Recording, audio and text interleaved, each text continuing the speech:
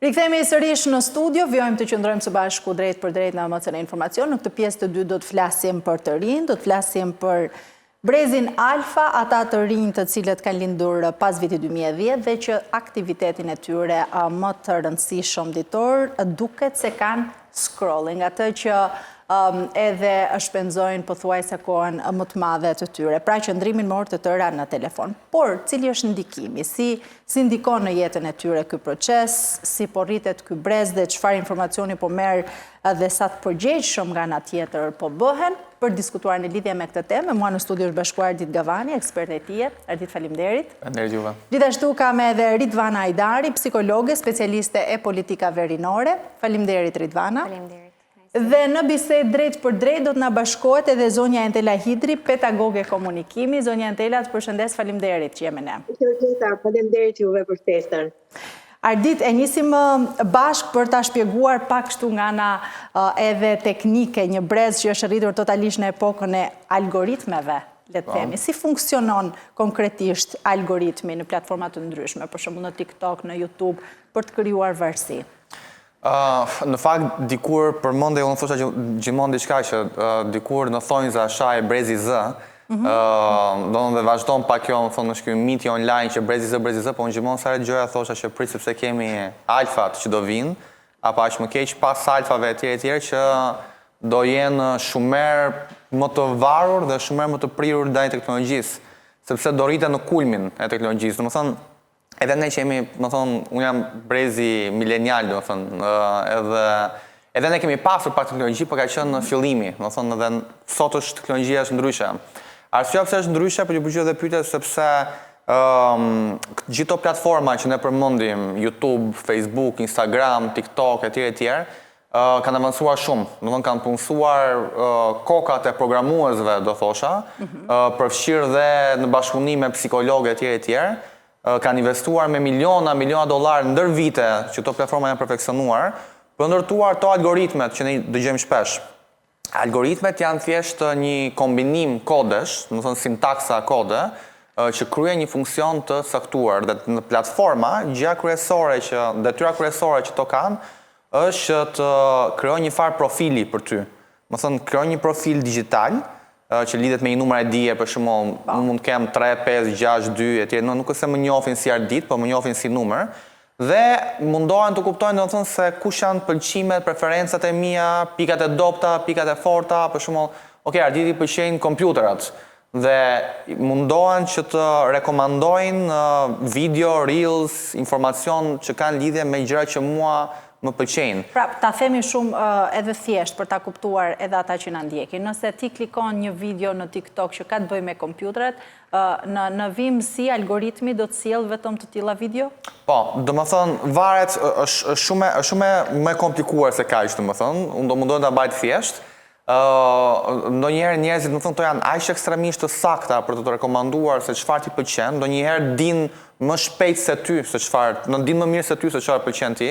Sa që njerëzit ndonjëherë thonë, ndezin to konspiracione që po na dëgjojnë në për... Po na përgjojnë. Sepse kaq të sakta janë, domethënë, nëse ti mendon për të bler një makinë, të nxjerr makinën. Të nxjerr makinën, domethënë aq shumë të njeh. E qartë. Ridvana, ndërkohë në këndvështrimin psikologjik, bëjmë fjalë për fëmijë të cilët janë të moshave shumë të vogla, pra po themi 8 deri në 14 vjeç dhe janë për orë të gjata duke bërë scrolling. Si ndikon? Çfarë problemesh psikologjike ka? Siç është situatë në fillim, pra brezi alfa përkon me fëmijë të cilët kanë lindur nga viti 2010 dhe në vazhdim. Pra, ky është brezi i parë që po rritet me ndërthurjen e teknologjisë që në fëmijërinë e tyre të hershme. Nëse për brezat më përparshëm, kjo ka qenë thjesht si një mjet i shtuar gjatë ciklit të rrugës së tyre të jetës, për këta është një element që ndikon në zhvillimin e tyre social, emocional, por edhe ato njohës ose ndryshe kognitiv. Scrolling në vetvete është një konsumim përmbajtjes të pandalueshme. Në mënyrë të vazhdueshme. Në mënyrë të vazhdueshme, në bazë edhe të algoritmit që u citua më përpara, i cili është i personalizuar. Në aspektin psikologjik, janë dy mekanizma të cilët, le të themi, i shërbejnë këtij fenomeni. Është shpërblimi me një hershëm edhe variabiliteti. Në momentin kur ne kemi një video të re, është stimul i ri, i cili çliron dopaminën, i cili është një neurotransmetues që lidhet me motivimin, me shpërblimin dhe me kënaqësinë. Dhe në momentet kur ne shfaqemi dhe hasemi me video të cilat nuk na duken interesante, ose që nuk përkojnë me algoritmin tonë, atëherë ne nuk e dim se cila është videoja e radhës. Dhe kjo paparashikueshmëria na bën që të jemi sa më të lidhur dhe të vazhdojmë përdorimin e saj. E qartë, po ky scrolling i vazhdueshëm. Në aspektin neuropsikologjik. Me për trurin, për shembull, në aspektin neuropsikologjik, përgjegjës për korteksi prefrontal është zona që është përgjegjëse për vendimarrjen, për planifikimin edhe për impulsivitetin, e cila është në zhvillim deri në moshën 20 ose 25 vjeç. Dhe ne kemi të bëjmë me fëmijë, adoleshent, të cilët e kanë shumë të kufizuar mekanizmat e vetrregullimit. Dhe kjo pastaj ndikon edhe në zhvillimin e tyre të mëvonshëm dhe në funksionimin e tyre si individ të shëndetshëm. Por në fakt ky fenomen me të vërtet është brezi alfa, i cili le themi u rrit në këtë epokë, por prek edhe brezat e tjerë, të cilët është i pashpangshëm. Kur flasim për fëmijë të moshave 8 apo 10 apo 15, akoma më e rëndë është përgjithësia edhe ajo që i shkaktohet trurit. Zonja Entela, nëse flasim nga perspektiva e komunikimit dhe e arsimit, apo ndryshon mënyra se si ky brez po merr informacion? Tani, mënyra se si ne të gjithë po marrim informacion ka ndryshuar, jo më ata që janë brezi i teknologjisë, pra kanë lindur që në fillim të jetës së tyre dhe në vazhdimsi, janë në ndikimin në një teknologjie të prushme, informuese në një fluks të jashtëzakonshëm dhe nga ana tjetër që të lidh emocionalisht duke marrë në tojë atë që ti do. Pra ti klikon atë që ti do, ti shef atë që ti do, ti komunikon me atë që ti do, ti shfaqesh ashtu si do dhe atë që ti do të shfaqesh, edhe aspektet e tua në thosha negative, që ka komunikime real, edhe njohja reale që njerëzit kanë me njëri tjetrin, ky lloj teknologjie eviton komplet. Kur flasim pastaj për adoleshentët, që janë as rritur dhe nga ana tjetër as të vegjël më, siç është mosha 12, 14, e në vazhdim pra është fillimi i adoleshencës, preadoleshenca, është një moment ku fëmijët nuk kanë as më orbite as emocionale, as nuk e din çfarë janë, as nuk din koordinatën e tyre si qenie. Edhe pastaj na del teknologjia që na i sjell informacionet shumë shpejt, që na sjell informacionet që ne duam, janë aja e cila po i ndihmon fëmijët për të marrë informacion, po nga ana tjetër për të mos përtypur informacion. Pra merr të gatshëm, prodhoj siç e merr pa e riprodhuar fare më saktë, vetëm merr dhe hidh. Dhe fakti që këta fëmijë po rriten komplet pa efektin njerëzor, ne jemi të sinqertë, sepse ndoshta dy të ftuarit e tjera pak të ri, po unë jam edhe nën edhe kam fëmijë të asaj moshe, të brezit alfa, që unë e quaj gati Gen Z, se janë të geni që përshirën gjitha që komplet të ri, është problemi faktit që ne jemi të përgatitur vetë si prindër, për gjithë të fluks informacionet dhe teknologjie. Jemi të përgatitur vetë si ekspert, sepse nuk e kemi menduar që më përpara kishte një televizor që prodhonte për gjithë Shqipërinë, pastaj u bën sa kanale që prodhonin sipas bindjeve, pastaj u bën një kuti që quhet telefon, që prodhoi gjëra më personale, po tani kemi algoritma që prodhojnë për se cilën qenie atë që ai do. Dhe halli i këtyre fëmijëve është ata nuk e dinë çfarë duan. Pjesa më e rëndësishme është ata nuk dinë orbitën e tyre, ku janë, koordinatat e tyre në shoqëri, ku janë. Dhe fakti që komunikojnë me njerëz që i duan shumë, i komplimentojnë shumë, sepse kur ne nuk njihemi, është si puna e robit ku i shkon varrim, më sa i mirë që kishte qenë pasi vdiq. Nuk e vizhur një fjalë të këqija. Kjo është historia e rrjeteve sociale. Ne nuk njihemi realisht, edhe në fakt që nuk njihemi realisht, i komplimentojmë, dim vetëm aspekte pozitive, fëmijë që shkëmbejnë në zemra,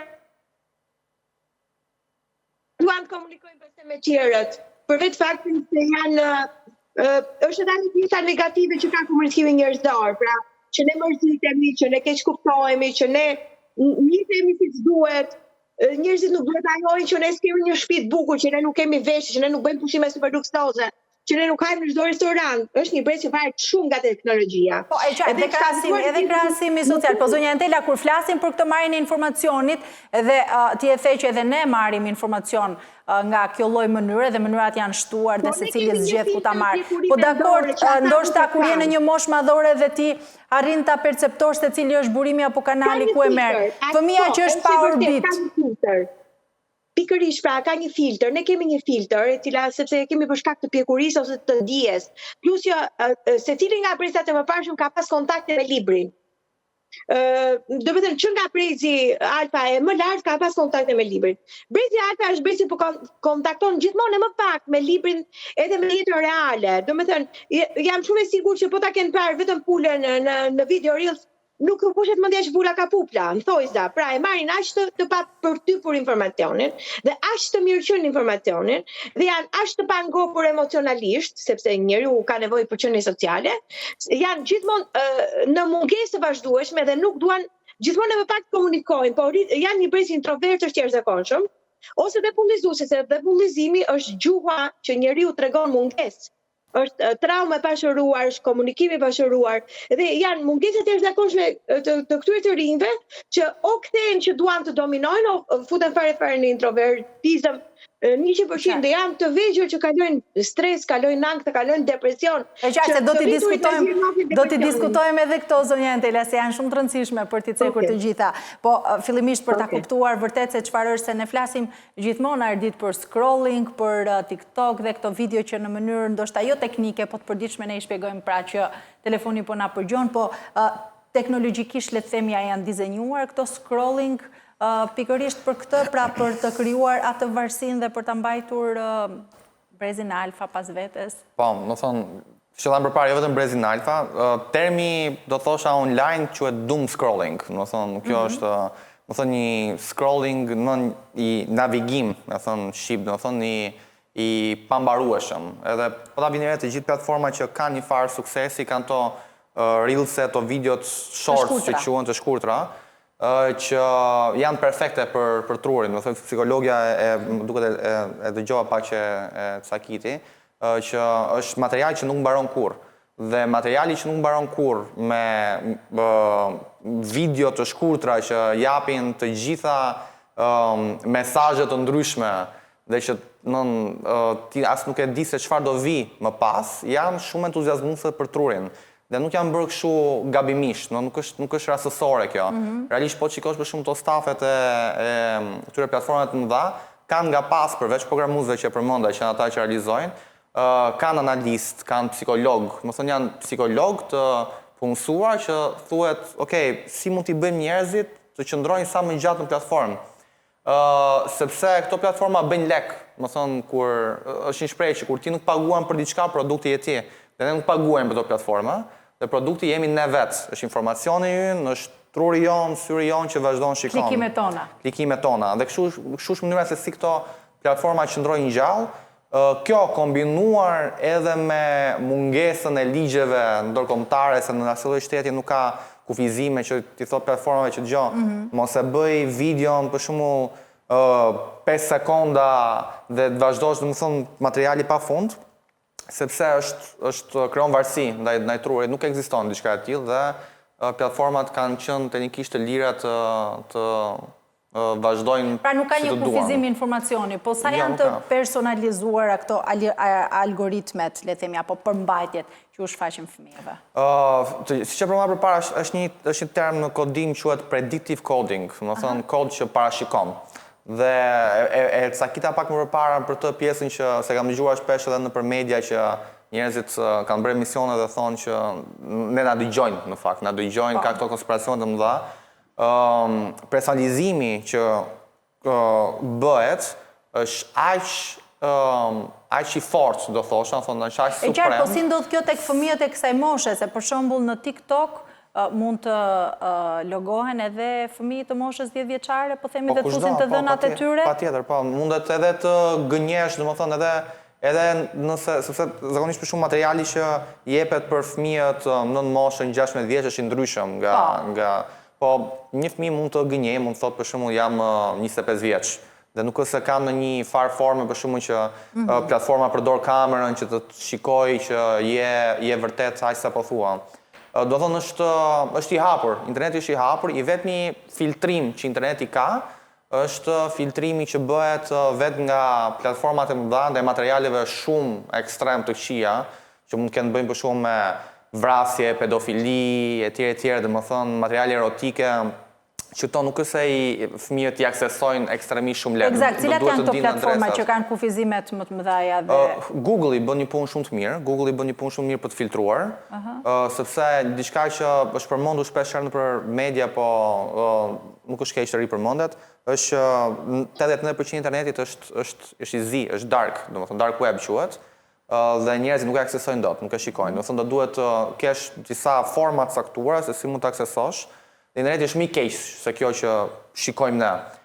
Materialet që ne shikojmë dhe që fëmijët tanë shikojnë, supozohet që janë pak të filtruara, por nuk janë aq shumë të filtruara me sa duket, sa që mos indikojmë psikologjikisht në sjellje etj.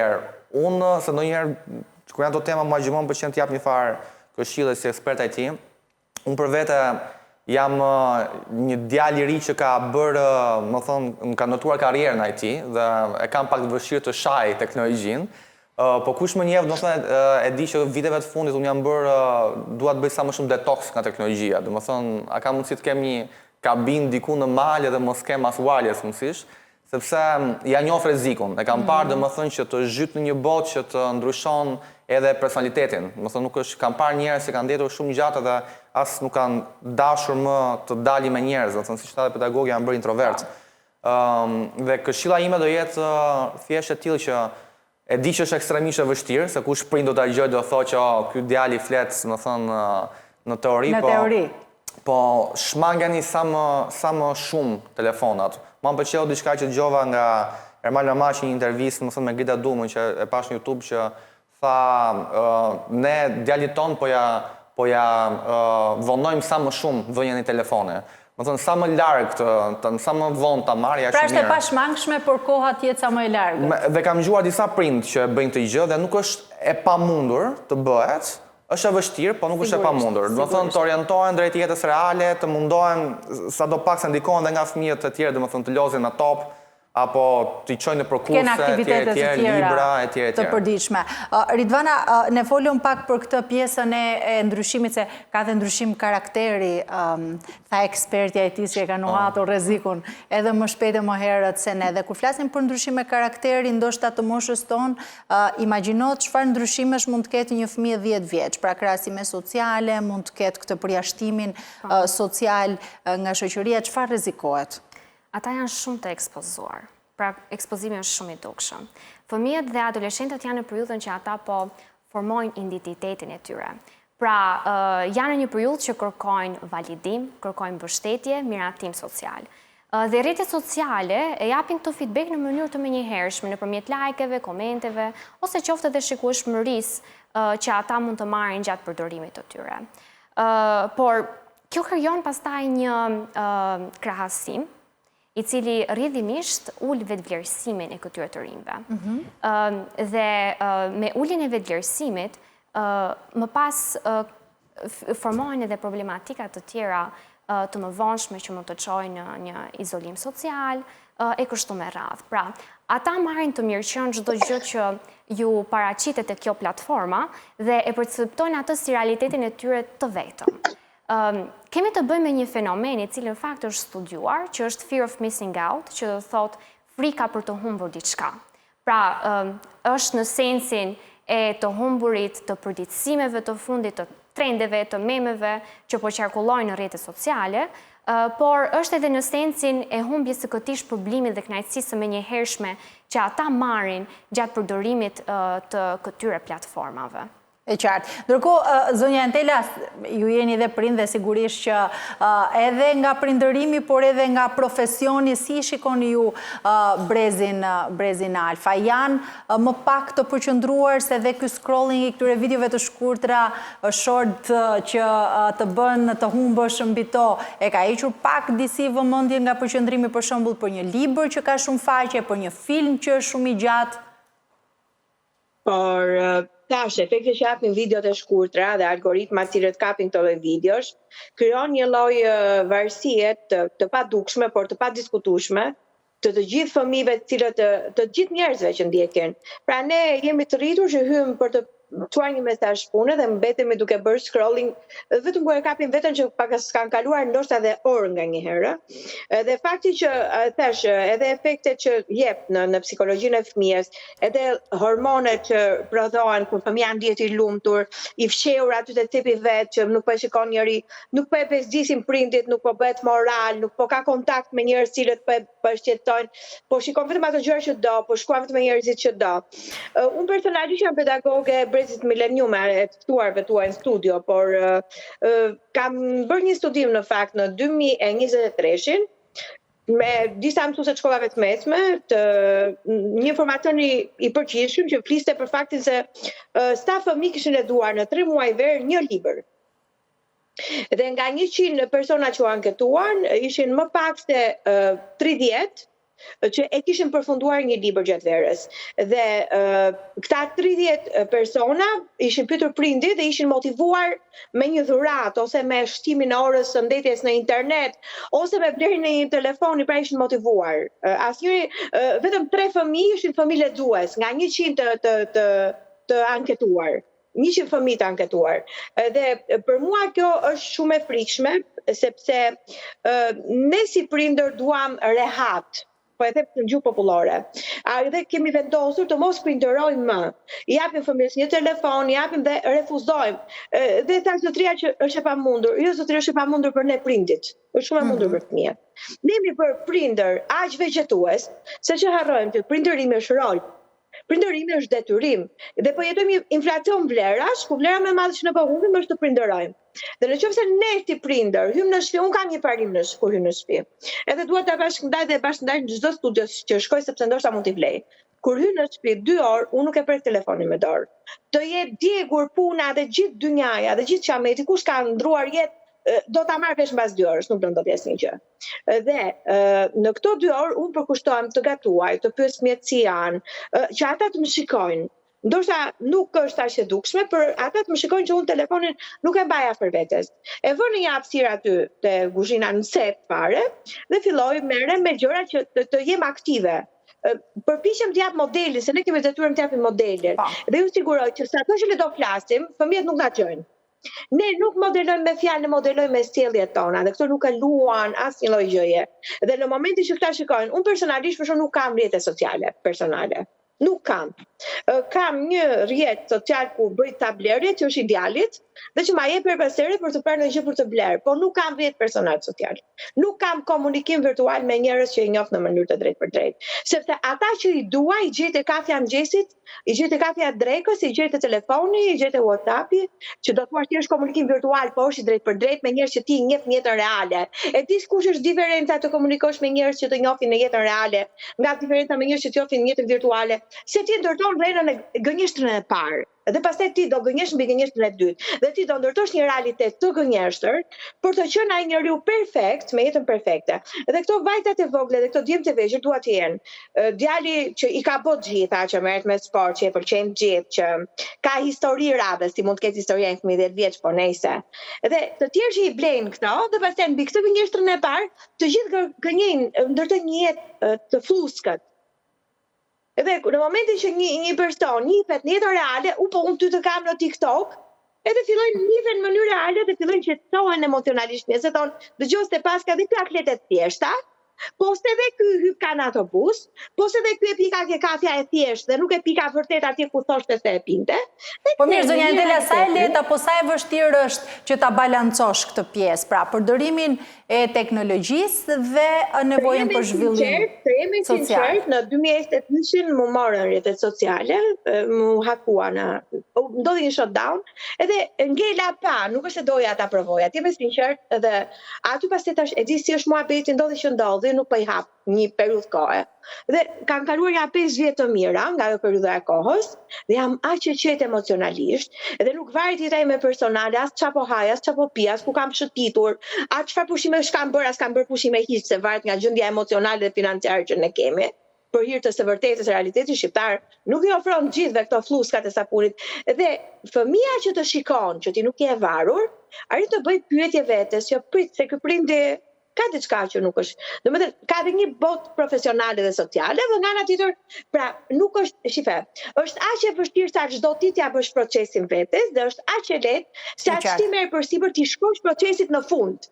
Ti si prind. Dhe thash, fëmijët e mi të parë kanë marrë telefonin e parë, vajza në vitin e parë në shkollë të mesme, dhe ka qenë periudha teknologjisë ku aq janë në klasë parë, djalë e kanë marrë në klasë të 7, e vogla e kanë marrë në klasë të 3 sepse e kisha vetëm. Edhe është fëmia më i varur në shtëpinë tonë. Dhe është fëmia më i varur në shtëpinë tonë nga teknologjia. E di që do mërzitet kur ta gjej këtë deklaratën e mamit, po ideja është e pisa që megjithatë nuk është i parë. Kur i themi Lore aty te karikimi, dhe hajde se do rrim flasim bashkë, nuk e ka fare problem ta bëj se përderisa e bën mami, e bën edhe ajo. E qartë. Mirë, ne do ta vijojmë bisedën sërish vetëm pas pak, kemi një hapësirë shumë shkurtër publicitare. Rikthehemi sërish në studio, po flasim për scrolling, për brezin alfa, ata cilët kanë lindur në kohën e teknologjisë dhe të rrjeteve sociale, të algoritmeve, cilat ne i shpjeguam, flasim për ardit për balans, për kontroll prindëror, se bëhet fjalë për fëmijë të vegjël. Në fakt, a ka mekanizma real kontrolli prindëror, ka mekanizma ku bëhet kontrolli, për shembull, ose kufizohen numri videove, qëndrimi? Ka programe që quhet parental controlling, thonë shqip, programe kontrolli prindëror.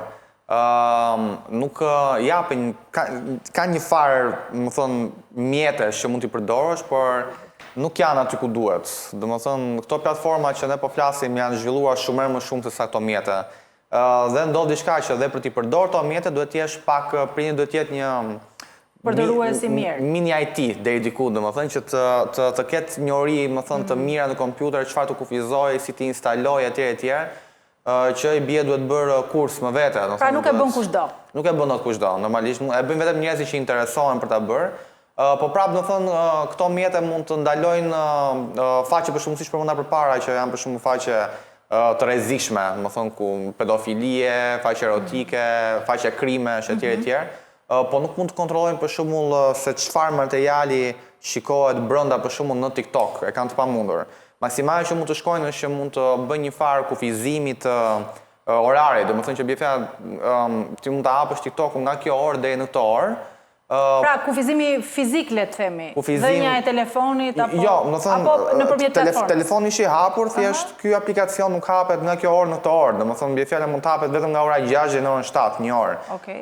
Po mos harrojmë që kemi të bëjmë, domethënë, me brezin alfa që po flasim, që janë shumë herë më tafë se prindët e tyre, dhe do i gjejnë një mënyrë, domethënë, që ta heqen. Unë mendoj që lufta më e madhe, siç thash përpara, është do thonë, qa bëhet në botën jashtë virtuales. Do më thonë, edhe ne vetë në periudhën në pauzën e reklamave, po flisim që edhe ne vetë jemi të varur këtë gjatë, do më thonë.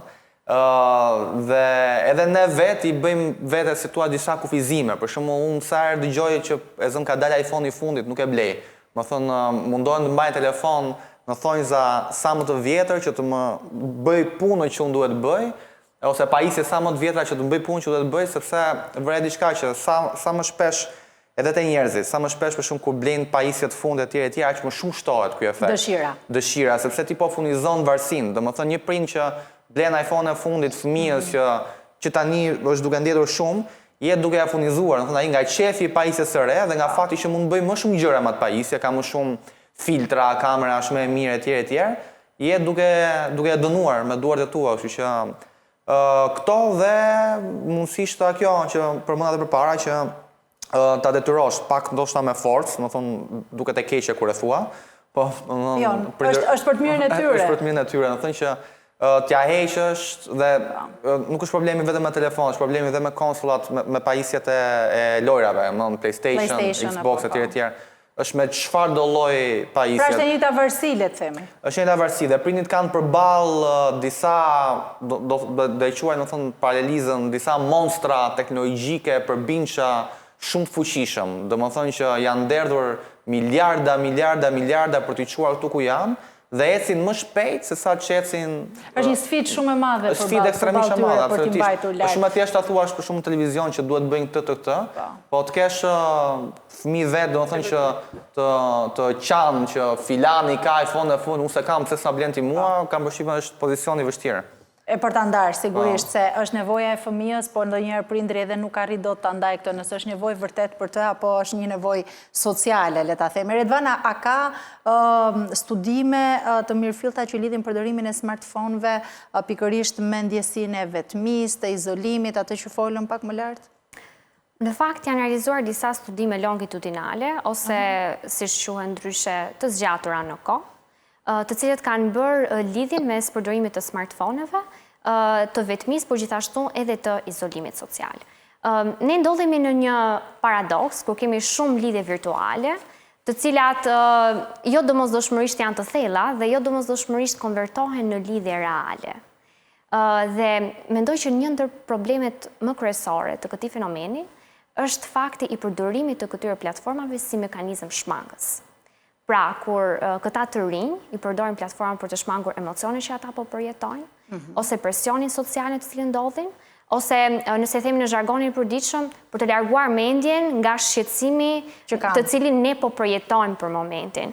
Dhe këta faktor çojnë në një thellim të izolimit të individëve, pastaj që shkakton vështirësi për të dalë nga ajo zona në të cilën ata ndodhen. Kjo është një kënaqësi, pra një kënaqësi e menjëhershme që merr individi, po ndikon kjo më tej tek toleranca e pakët që mund të ketë për shembull ndaj mërzisë, ndaj këtij stresit apo pakënaqësisë që ka? Duke pasur parasysh që siç e situam edhe më përpara, nga pritja merr një shpërblim të menjëhershëm. Dhe kjo ndikon në uljen e pritjes, së tolerancës, por gjithashtu uljen e frustrimit, pra të tolerancës për frustrim, por gjithashtu edhe të proceseve të cilat kërkojnë kohë.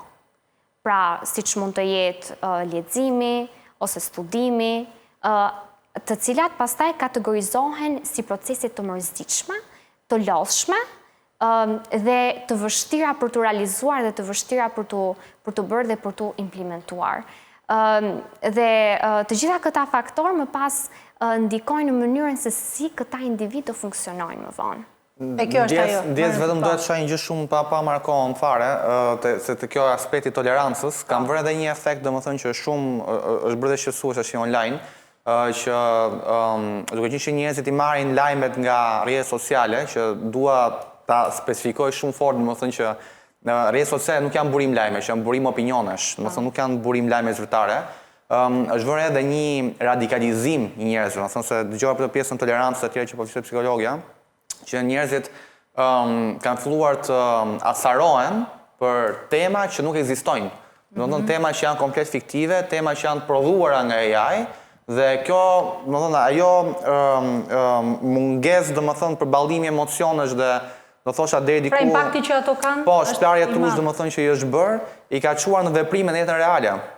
Në veprime ekstremisht shumë radikale dhe kjo është element shqetësues se nuk duhet të markohet. Vetëm për të shtuar edhe një gjë, kjo ulje e tolerancës nuk do thotë që ne po rrisim një brez që është më i dobët, por do thotë që ky brez ndodhet në një mjedis që ka shumë stimuj, dhe këta stimuj janë shumë intensiv, dhe thjesht ne do të gjejmë këtë rrugën e përbashkët për t'i orientuar se si ata të përdorin në dobi të tyre teknologjinë. E drejt, dhe zonja Entela, me që jemi në këtë logjik, flasim për mungesën e përqendrimit, për marrjen e shumë të shpejtë të informacionit, nga ana tjetër në shkollë nuk është një marrje informacioni në këto me ChatGPT apo me gjëra të tjera.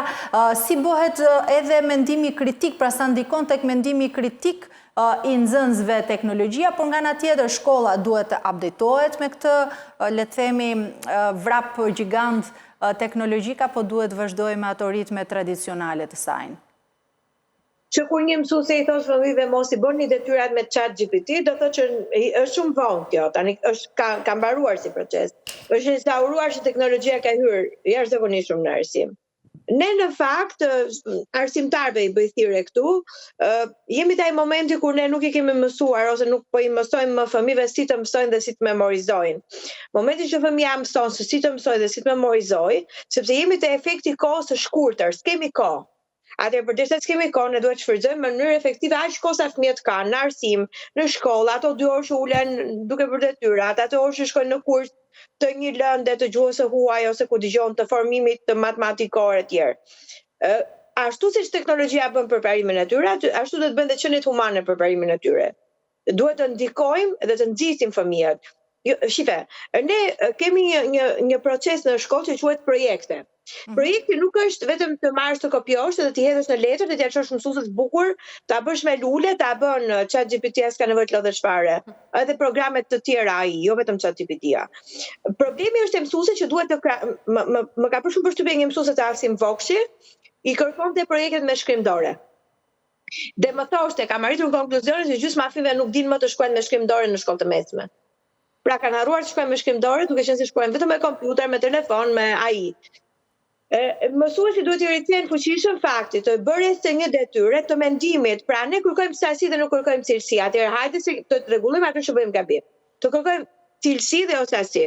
1 faqe, 2 faqe projekte, rreth një vepre artistike, rreth një ndodhje, rreth një lufte, rreth një ngjarje, ashtu siç është projekti në varësi të lëndës, matematik, biologji, fizik, kimi, histori, por të kërkojmë një thelb të mendimit të fëmijës. Pra, shko lexo 10 faqe informacion dhe më thuaj me një faqe çfarë ke kuptuar ti. Çfarë shkoi keq, çfarë shkoi mirë në perceptimin tënd. Dhe grishi fëmijët në debat, sepse fëmijët kur debatojnë, ti arrin të kuptosh sa kanë kuptuar, a kanë kuptuar gjë hiç dhe cili është thelbi i tyre. Dhe pikërisht mbi këtë dije mësuesi duhet të punojë. Jo mbi atë dijen skolastike që mësojmë kryefjalën, sa pjesë ka, sa lloj ka dhe mirupafshin. Por të arrim të kuptojmë që fëmia identifikon dot, fëmia a punon dot dhe a ka një mendim kritik se çfarë është ai vet, a mundet ai të riprodhojë mendim se çfarë është mendimi kritik. Të riprodhosh mendim mbi dijen që ti ke. Të prodhosh debat, pra unë jam pro se kundër mendimit tënd mbi dijen që ti ke. Dhe nëse këta fëmijë nuk arrin të prodhojnë këtë lloj debati, mësuesja nuk duhet më të ndalojë të dia klasike, se futet fëmia te ChatGPT dhe i thotë, ma thuaj me 3 paragraf çfarë është kjo teori. Atëherë fëmia i merr shumë thjesht. Ne ku duhet të ndikojmë? Duhet të ndikojmë te pjesa që po çerdon. Pra hajde të flasim. Dhe ka ca metoda të lexuar që ndihmojnë për këtë, janë pra i fut nxënësit të lexojnë me zë në klasë. I fut nxënësit të debatojnë për mendimin ndryshe. I grish ata ta identifikojnë ata vetë situatën në një tekst ose jashtë një teksti dhe herën tjetër mos i pyet fëmijët çfarë di ti nga tema, se ti shpjegove e kalove 45 minutë. Përpiqu të kuptosh çfarë ka lënë gjurmë tek këta fëmijë. Dhe nëse nuk ka lënë gjurmë asnjë gjë, do të thotë që ne s'kemi bërë asgjë. Pra duhet të rikthehemi edhe nga fillimi në proces. Jo të dorëzohemi, të rikthehemi në proces, për të mbjellur mendim kritik, për të mbjellur dije. E qartë, ky është roli, zonja Entela, ky është roli i shkollës. Jo, ja fundit, jemi në epokën e informacionit, ky është roli gjithë neve. I ekspertëve, i prindërve, i mësuesve, jemi në alertë të gjithë tashmë dhe jemi në epokën ku ka shumë informacion për pak dije. Kështu duhet të shtojmë bolta, doktoruam, hajde tani të lexojmë ndonjë gjë. Dhe këtu pra jemi në marrjen e një mori informacioni dhe të memorizimit ndoshta shumë pak. E qartë, po apo krijohet një hendek? Apo krijohet kështu një hendek edhe mes fëmijëve dhe prindërve, por edhe mes fëmijëve dhe mësuesve? Po Po, sepse më përpara fëmia prindi nuk dinte gjë kur fëmia ishte në adoleshencën e mesme ose të vonë, pra në shkollë të mesme, kurse sot fazën prindi nuk di asgjë, kalon që kur fëmia është në klasë të 5.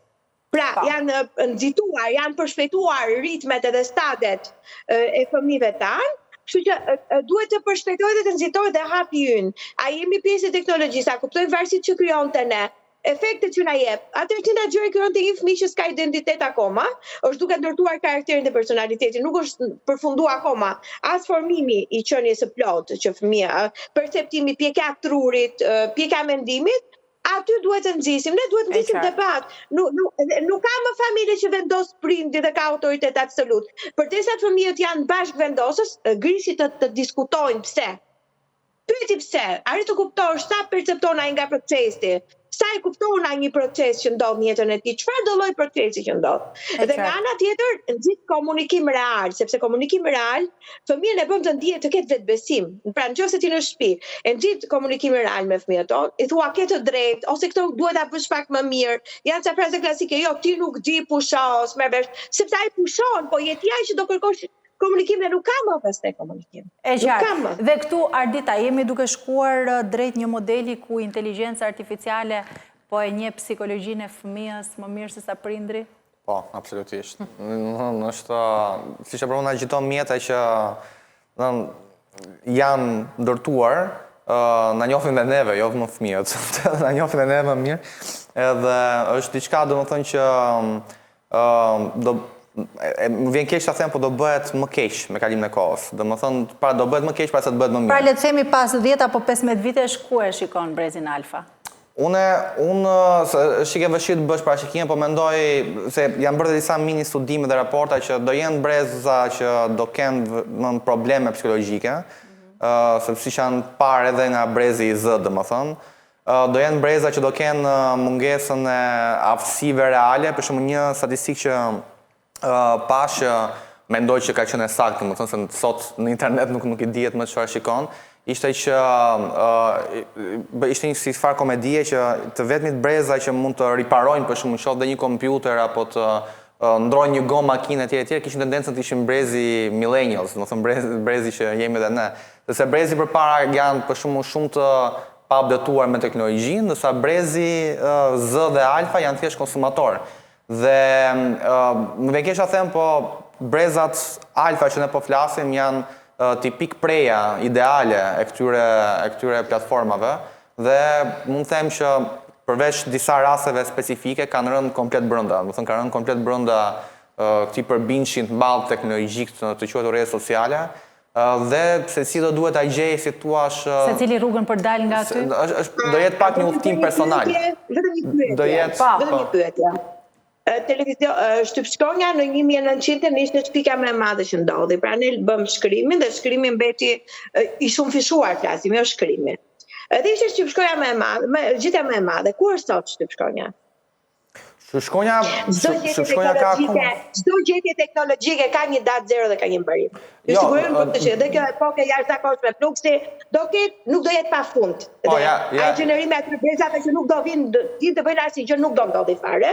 Nëse mund të madhe teknologjisë do ketë një fund minimalisht për një shekull. Zonja Endela, mirë që do të ketë një kohë zero, pra që do të mbaroj, po çfarë do të vi më pas, Ardit? Dëgjoj, shtypshkronjat janë aty. Librat janë. Do të kemi shkopive, ndërtimit natyrës. Sepse ka cikle që njeriu ka prodhuar. Ta thot Arditi nga ana teknologjike çfarë na pret. Shtypshkronjat janë aty. Librat janë. Piramidat që janë ndërtuar me një teknologji të jashtëzakonshme dhe ku i ke qytetrimet e piramidave sot, e njëjta që do ndodhi. Shtypshkronjat janë aty, librat janë aty, informacioni është aty, edhe i miri, edhe keqe. Me printer pa boj fare, nuk po prodhohet më në shtypshkronja. Problemi është edhe online, për shembull, unë libra fizik, për shembull, ka një farë kohe që nuk po lexoj, sepse për tema që unë lexoj që janë tema IT, updatohen më shpejt online dhe lexoj libra online. Do të thonë, ndonjëherë është pak e rëndësishme edhe për çfarë po e përdorim teknologjinë, sepse nëse në të ardhmen fëmia im po ri me orë të tëra në kompjuter dhe po lexon për programim, bie fjala, nuk do ndihem i shqetësuar. Do ndihem i shqetësuar që dosha për shkak për rrezet blu, syrin, efektin e melatoninës, gjumit etj, por nuk do ndihem i shqetësuar sepse po e përdor për informacion. Për shembull, unë isha vetë ata fëmijë që mama ime u trëm pak në fillim se unë bëria shumë në internet, kur unë në fakt po mësoja thjesht autodidakt programim dhe ja kundërtova një karrierë dhe një biznes nga informacioni që mora në internet. Kjo është pra e rëndësishme të ndaj, marrja e informacioni dhe marrja e dijes. Po, pra, në këtë rast i ke marrë dijen dhe jo informacionin e bollshëm, pra atë e ke lënë pas. Nëse si shkëpusim dot fëmijët, të paktën të orientojmë drejt website-eve të mira, për shembull kush do të bëhet kodues, është një W3 Schools, është shumë e mirë që merresh atë unë, do të thënë që mësoja.com. Janë shkolla online, do të thënë shkolla online që ndoshta mund ta kenë pak të vështirë sa të futen, por pastaj do të tërheqin më shumë se TikToku, Instagrami, siç ndodhi me mua. Platforma që krijojnë varësinë. Sa e vështirë Ridvana shumë shkurt është për ta krijuar këtë, se zonja Entela tha pak më lart, nuk ka më që un jam prindri edhe ti pusho se do bësh të thuash ç'të them unë. Pra kjo marrëdhënia që edhe ti orientojmë fëmijët drejt rrugës së dijes dhe jo këtij informacionit bollshëm. Fillimisht, zgjidhja nuk do të ishte ndalimi i përdorimit të këtyre pajisjeve ose platformave teknologjike. Në radhë të parë, prindrit duhet të jenë shumë të kujdesshëm në ndërtimin e marrëdhënieve që ata kanë me fëmijët e tyre. Pra, komunikimi është thelbi dhe zgjidhja e çdo problematike që mund të lindi mes tyre. Por, duke fokusuar tek tema që ne kemi, mendoj që një ndër zgjidhje do të ishte, siç e cituat edhe ju më përpara, vendosja e disa orareve edhe zonave në të cilat ata nuk duhet ta përdorin smartphone-in. Për shembull, në momentin kur konsumojnë vakte të ushqimit ose përpara se ata të flejnë, për të shpangur dëmtimet nga ekrani dhe rrezet blu që ata vinë, pastaj që dëmtojnë gjumin edhe performancën e tyre për ditën e nesërme, dhe duhet të jenë shumë të kujdesshëm në atë çfarë ata bëjnë. Pasi fëmijët modelojnë sjelljet e prindit. Pra prindi nuk mund t'i bëj moral fëmijës që ti mos e përdor telefonin sepse është i dëmshëm, kur ai e bën vetë këtë. Sepse në këtë moment fëmia krijon konfuzitet, por gjithashtu ndihet edhe sikur po i ndodh një padrejtësi, sepse prindi po e bën pse mos ta bëj edhe unë. Pra është një komunikim drastik. Një zgjidhje që mund të jetë një zëvendësim është për shembull përpara orarit të gjumit, prindi bashkë me fëmijën mund të lexojnë secili librin e tyre. Kjo jo vetëm që do të forconte marrëdhënien mes prindit dhe fëmijës, por edhe fëmija do të krijonte idenë që unë tani kam momentin tim me mamin, momentin tim me babin ose me familjen, dhe përpos forcimit të kësaj marrëdhënie, do t'ishte edhe krijimi një zakoni të ri të shëndetshëm. Dhe për të shtuar diçka, mendoj që përpos familjes, ku familja është baza, e cituam edhe më sipër që jo të gjitha familjet kanë kohën edhe informacionin e duhur. Mendoj që duhet të jetë edhe një ndërhyrje nga vetë politik bërësit dhe ndryshimi ose shtimi i një strukture të re në arsim, që të jetë funksionale, jo formale. Edukimi digital. Pra, fëmijët të rinjt të njihen mbi algoritmet, të arrin të bëjnë dallimin mes një lajmi të vërtet dhe një lajmi të rrem, të arrin të kuptojnë se cilat platforma në fakt do të jenë në shërbim të tyre dhe cilat janë që ata të mësojnë nga rrjetet sociale. Kjo është shumë e rëndësishme, do të thënë, edhe për adultët. Mos merrni lajmet nga rrjetet sociale. Rrjetet sociale janë opinione. Ose në platforma të besueshme tani, se nuk e kategorizojmë dot që mos marrin lajme nga rrjetet sociale. Rrjetet sociale, do të thonë, unë vetëm një gjë do thosha, 90% e lajmeve janë opinione ose janë të pjeshme, në ndjesë të mëpreva. Për ta përfunduar, është shumë e rëndësishme që të bëhet ky shtim, sepse nëse hallka e parë nuk e ndihmon dot këtë brez, pastaj duhet kalojmë tek hallka e dytë që është shkolla, pastaj tek politik bërësi, pra duhet jetë një bashkëpunim mes të gjithave dhe mendoj që është gabim të shohim teknologjinë si armik. Ajo bëhet problem. Pra ne jemi pjesë e teknologjisë, teknologjia është pjesë e jona, kështu që të mësojmë të jetojmë me të, por të jetojmë sa më që të jetojmë shëndetshëm edhe të jemi mirë me njëri tjetrin. Pra ne dhe teknologjia. Të përpiqemi që të rrisim një brez, i cili, ndjes vetëm ta mbaroj mendimin, i cili do të jetë t'i krijojmë atyre aftësi të kenë një mendim kritik, të arrin të kenë një vetë rregullim, por edhe një përdorim të shëndetshëm të këtyre platformave. E qartë. Arditi dhe Ridvana në format e tyre e dhanë këshillën përfundimtare. Zonja Entela, të lutem një fjali se jemi drejt fundit edhe si këshill. Për ta shkuar në arsim nuk ka nevojë se ke 200 OJF-ra, këtë një aftir GoTech në Tiranë, që bëjnë trajnime me të rinjtë e shkollave të mesme Tiranës dhe gjithë Shqipërisë në gjitha zonat, ku japin këto informacione këto trajnime, po t'ja updateon shtatje. Por ndryshe kur është pjesë e sistemit. Jo, është pjesë e kurrikulave arsimore në Bashkëpunimin me Dartin, ekziston. Kështu që ideja është jemi në nivelin teorik akoma. Dhe ne tema ishte të diskutojmë se si ndikon për keq, se që kam ndikuar për mirë të gjithë i kuptojmë që një libër në të 100 e sekondit, që mua para 10 vitesh më duhet ta kërkoja në bibliotek me orë të tëra dhe dilte mungesë, sot mund ta kem, mund ta updatoj edhe të shpletuar edhe audio. Problemi është, ne do vazhdojmë bëjmë detyrën tonë, si prindër, si ekspertë, si përgjegjës, qoftë IT, qoftë psikologjik, qoftë studiues social apo pedagog, çfarë do lloj pozicion gazetar apo çdo lloj tjetër. Ne kemi detyrën të bëjmë alert prindit që kjo gjëja është ndërmjet ushë dhe fëmijës tuaj. Dhe ndërmjet dijes, dhe ndërmjet të ardhmes, dhe ndërmjet formimit, dhe ndërmjet perceptimit psikologjik, rritjes, intelektualizmit të fëmijës tënë. Dhe nëse do ndërgjegjësohen të rriturit, patjetër që ne do kemi një lloj ndryshimi, se nëse të gjithë prindit fillojnë të veprojnë me fëmijët e tyre, mjajmë nuk ka pse të çofi shoqen që nuk e heq telefonin nga dora. Kështu që nëse të gjithë pas do sa më shumë që flitet, aq më shumë mund mendoj që e bëjmë atë ndikimin. Bëjmë koshient ku jemi dhe ku po shkojmë. Zonja Entela, faleminderit shumë që na u bashkuat në bisedë, ishte e kënaqësi. Ardit, faleminderit shumë. Ridvana, faleminderit. Ne do shkojmë në publicitet, bashkë rikthehemi sërish pas pak.